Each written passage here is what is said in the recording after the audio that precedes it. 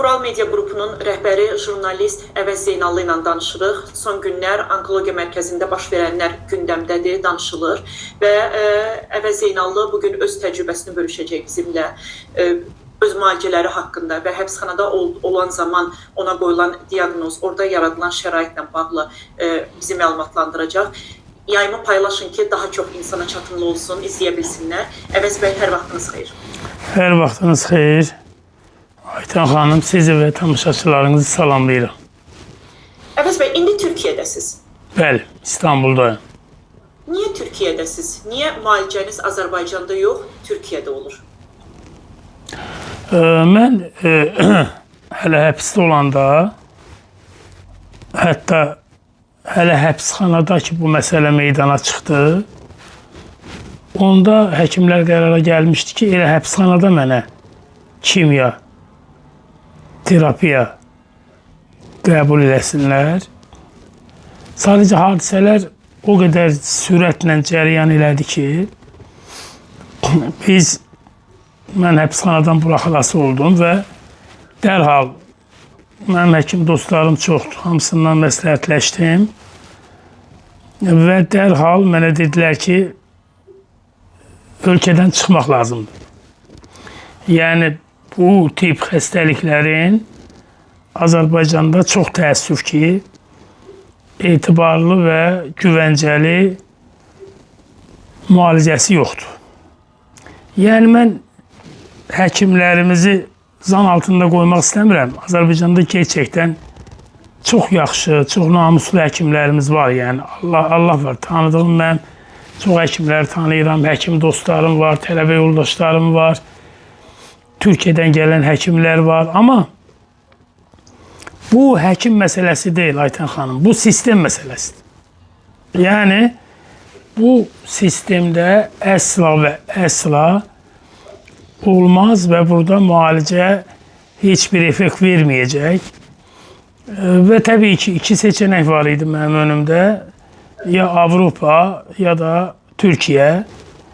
Mən Avropaya gedə bilmədim. Ona görə ki, həm Schengen vizasını almaq uzundur, məşəqqətlidir.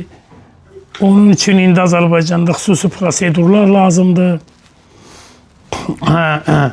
Mən də çox sürətli getməli idim, çünki proses çox keçmişdi.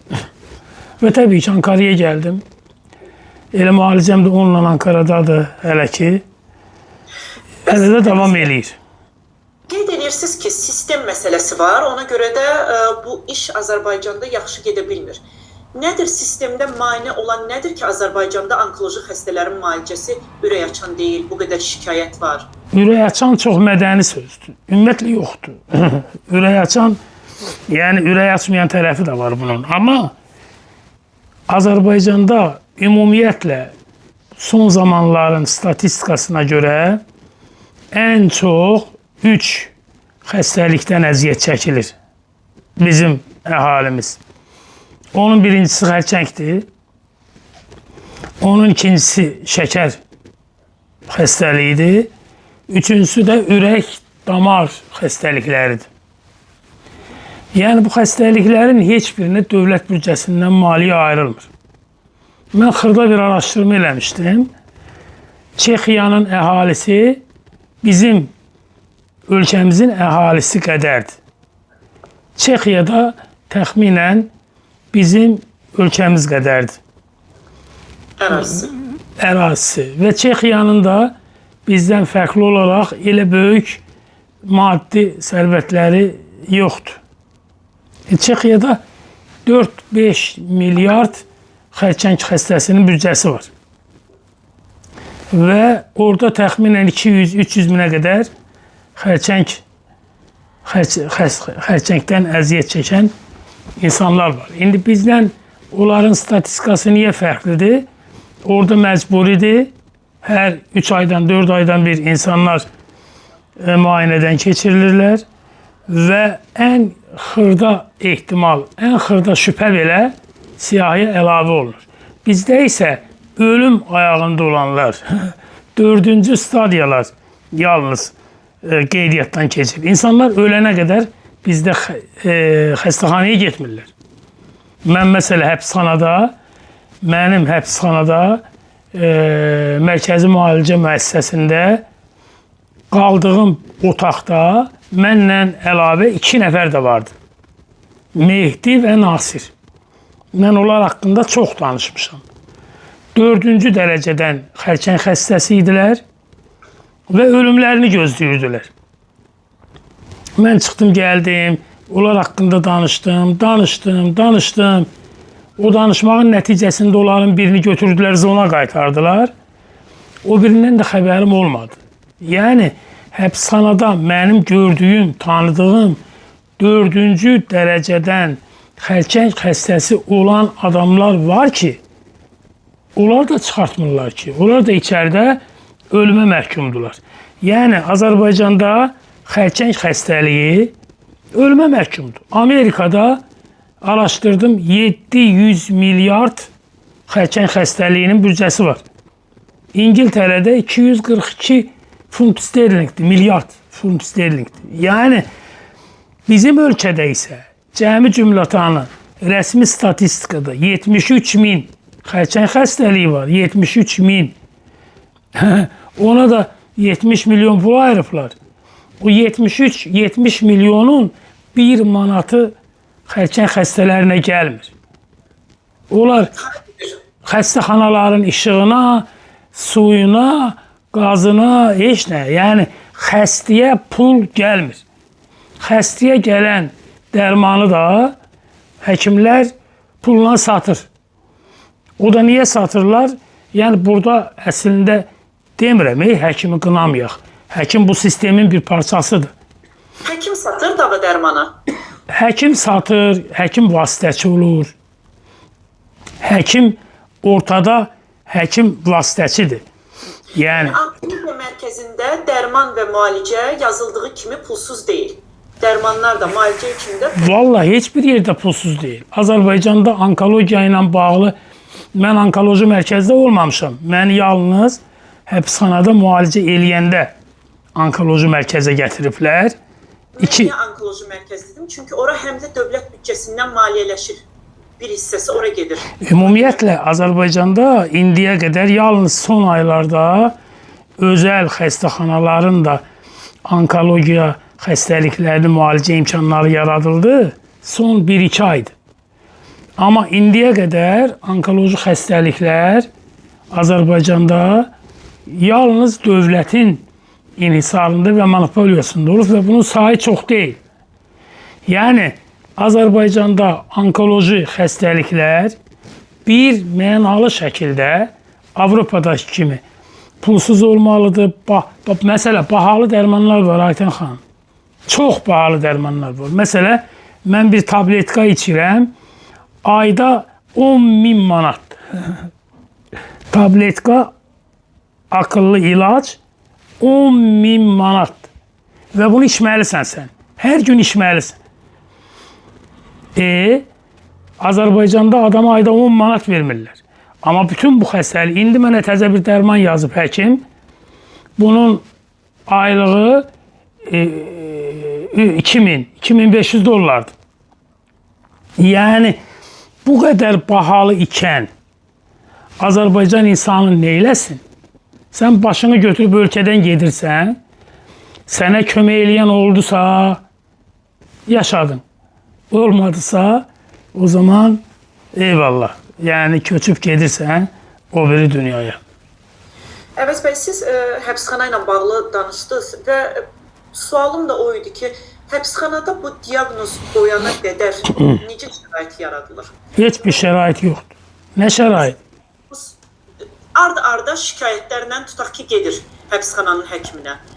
Ona şərait yaradılırmı ki, bir dəqiq diaqnoz qoyulsun? Diaqnoz qoyulandan sonra müalicəsi necə gedir?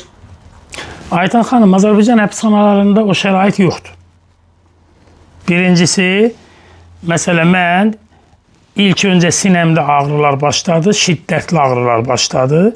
Keçən ilin fevralında mən bütün gücümlə rəisə dedim, Məlahət xanım yazdı, mətbuat konfransı keçirtdi Bayırda, ombudsmana yazdıq, nə bilim, aksiyalar keçirdik. 46 gün mənə uzi gəlmədi ki, baxsın. Həbsxananın ən böyük müalicəsi uzidir. Adamsınız. Hələ mən ictimailəşdirdim ha. Deyirəm, Məlahət xanım mətbuat konfransı keçirdi, yazdı, canlı yayında danışdı. Neçə dəfə ombudsmana müraciət elədik. Yenə sağ olsun Səbinə xanımı. Ən sonunda elə deyəsən Səbinə xanım israr elədi. Mən sonra öyrəndim ki, yenə də onun israrıyla deyir, bax kişi bu adam ölürdü. Ha, heç olmasa bir uzi geçsin. 46 gündən sonra uzi gəldi. Mən o qədər əsəbləşmişdim ki, hətta uzini belə qəbul eləmək istəmirdim. Ondan sonra uzi gəlir, o sənə baxır. Həbsxanada nə olacaq? Bir quru bir otaq, heç bir şərait yox. 6-cı zonda mən Altısaylı cəza çəkmə müəssisəsindəydim. 1800 dustaq var. Aytan xanım, bir şərait yoxdur. Bir həkim yoxdur. Bir normal otaq yoxdur. Yaxşı ki, həbs olunan həkimlər var. Neçə həkimlər həbs olunub, baş həkimlər, baş həkim müavinləri filan. Onlar orada genə dustaqlara müəyyən dərəcədə kömək eləyirlər. Allah umuduna qalmış adamlardır. Nə şərait, nə müalicə, nə baxım. Heç mərkəzi müalicə müəssisəsində yoxdur belə. Dərman yoxdur. Dərmanı dustağa pulla satırlar. Müalicə müəssisəsində dərman yoxdur. Yoxdur dərman. Dərmanı məhbusa satan kimdir? Rəisdirmi, yoxsa məsələn orada sançasın həkimləridirmi? Sistem. Rəis adama dərman satmaz ki. Rəisin sistemi var, həkimlər var. Məsələ, ən yaxşı halda baxırlar, müalicə eləyirlər. Deyirlər ki, filan dərmanlar lazımdır. Deyin, gətirsinlər. Vəssalam. Evə deyirsən, evdən bir meşok dərmanı sürüyə gətirirlər. Ay qardaş, mənim pulum yoxdur. Ay qardaş, mənim dərmanım yoxdur. O zaman eyvallah, ölümə doğru gülə-gülə get. Mən mərkəzi müalicə müəssisəsində elə gün olub ki, 4 cənazə yola salmışıq, Ayten xanım. 4 cənazə. Bu və digər xəstəlikdən ki, adətən orada xərçəng xəstələri ən son stadiyada, ən son günlərini gəlirlər, orada ölürlər. Hətta müalicə müəssisəsindən xəstələri yola salanda belə o təcili tibbi yardım maşınları var, onlarla göndərirlər da. Onlar da gəlib aparmırlar. Deyirlər ki, 20 manat, 25 manat yığın, benzin pulu yoxdur. Onun benzin pulunu da tustağa yığdırırlar. Böyle bir vəziyyət var. Siz hər hansı bir müalicədən, hər hansı bir insani münasibətdən, indi bizim Ələsgər Məmmədli orada o xəstəlikdən əziyyət çəkir. Mən bu günlərdə eşitdim. Meydan TV-nin baş redaktoru özü istəməsə də məsələsini Aynur Elgünəş istəmir ki, məsələsini ictimailəşdirsinlər. İndi bizdə dəqiq informasiya yoxdur, Allah eləməsin. Aynur Elgünəşdə nədir? Yəni, xoş xassəlidirmi, bəd xassəlidirmi, hansı səviyyədədir? Amma Aynur Elgünəşin istəyib istəməməyindən asılı olmayaraq cəmiyyət ayağa qalxmalıdır və onun azadlığa çıxmasını təmin eləməlidir. Yəni, bir insan əsəbi ola bilər, qəzəbli ola bilər, küsə bilər və yaxud da ki, prinsipial ola bilər, istəməyə bilər. Amma ki, mən də orada fikirləşmişdim əvvəlcə ki, bunu cəmiyyətə elan eləmək, yoxsa eləməmək. Mən əvvəlcə fikirləşdim ki, ümumiyyətlə, heç kimə xəbər eləməyim. 5 gündə eləmədim. Ondan sonra ailəm gəldi, ailə ilə məsləhətləşdik, qərara gəldik ki, cəmiyyətin xəbərdar olması lazımdır. Məncə, cəmiyyətin xəbərdar olması lazımdır və Ələsgər Məmmədli, Aynur Elgünəş, digər xəstəliklərdən əziyyət çəkənlər və ümumiyyətlə siyasi məhbuslar azadlığa çıxmalıdır, amma xüsusilə Aynur Elgünəş çox təcili bir şəkildə, çox sürətli bir şəkildə azadlığa çıxarılmalı və müalicəsindən məşğul olunmalıdır. Əvəz bəy, siz bayaq qeyd elədiniz ki, sizin onkoloji mərkəzlə bağlı birbaşa təcrübəniz yoxdur. Amma mən əminəm ki, sizin araşdırmalarınız var, şəxsi mənbələriniz var. Bilirsiniz ki, orada vəziyyət daha dəqiq necədir. Məsələn, bu günlərdə qeyd olundu ki, pasiyent özünü partladı. Prokurorluqda iş açıldı və s. Partlatma mərhələsinə gəldiyi üçün, məsələn, insanlar da çox yazırdılar ki, orada insanları o xəstələrə o həddə çatdırırlar. Həkimlərin davranışları da burada rol oynayır. Necədir məsələn orada vəziyyət? Vallahi yenə də mən həmişə tibb universitetinin onkoloji klinikasına getmişəm. Orada o vaxtda mən xəstəliklərlə o mənada ki, yaxın adamları, ağlayan adamları aparmışam. Amma söhbət onkoloji mərkəzlə birə-bir əlaqənin olub-olmamağından da getmir. Yəni, mən sizə izah elədim də. Məsələn, mən Əvəz Zeynallı bağırsaq xərçəngindən, bağırsaqdan qaraciyərə metastaz vermiş 4-cü mərhələ xərçəng xəstəsi mənim bir tabletkam, akıllı ilaç ayda 10.000 manat. Mənim heç bir yerdən gəlirim yoxdur. Mən işləmirəm. Mən qaziyəm.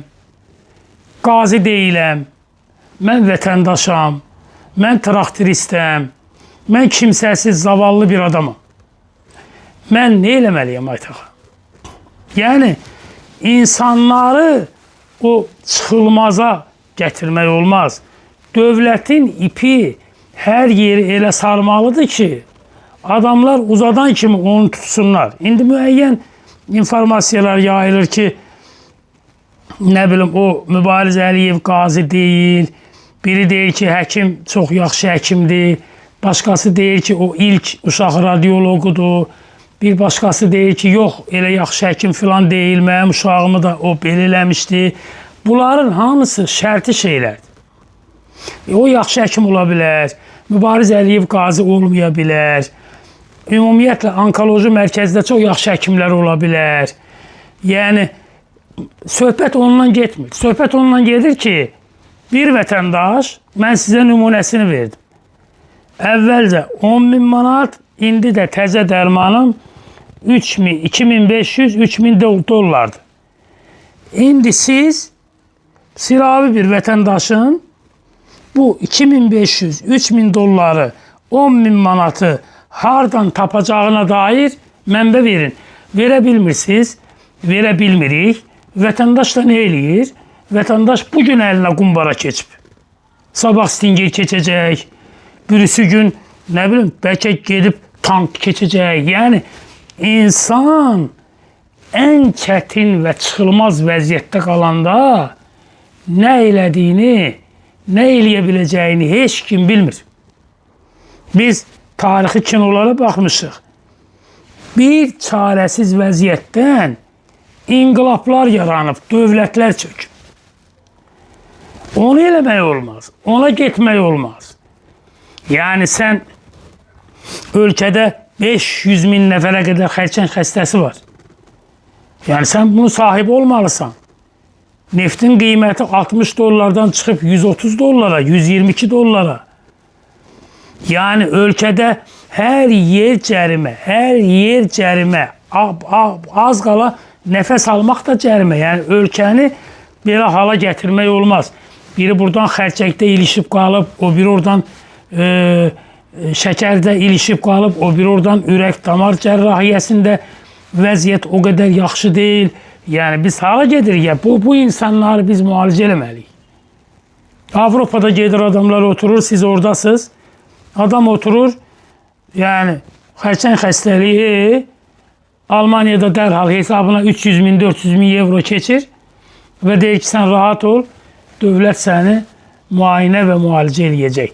Söhbət o sistemdən gedir. Yoxsa hər hansı bir insanın, yəni onun qazi olub olmamasının nə əhəmiyyəti var ki? Aynur Elgünəşin Meydan TV-nin redaktoru olub-olmamağının nə əhəmiyyəti var ki? Birincisi, Aynur Elgünəş ümumiyyətlə həbs olunmamalı idi. Çünki o ümumiyyətlə, yəni İttihamlarla. var idi. Yox, ondan əlavə, yəni özünün xəstəlikləri var idi, çoxlu xəstəlikləri var idi. Yəni onu eləmək olmazdı, yəni həbs eləmək olmazdı. İndi də ümumiyyətlə onu orada saxlamaq olmaz. Yəni bunun üçün bir adamın mütləq redaktor olmasına ehtiyac yoxdur ki, bir insani sistem olmalıdır. O insani sistemin mərhəməti özündən ortaya gəlməlidir. Ədalət meyarı işləməlidir və ədalətli bir cəmiyyət olmalıdır ki, o da azadlığına qovuşsun. Aydındır. Əvəz bəy, çox sağ olun. Təşəkkür edirəm sizə bizə vaxt ayırdığınız. Mən təşəkkür edirəm, sağ olun. Bir daha minnətdarım. Hələlik, çox sağ olun.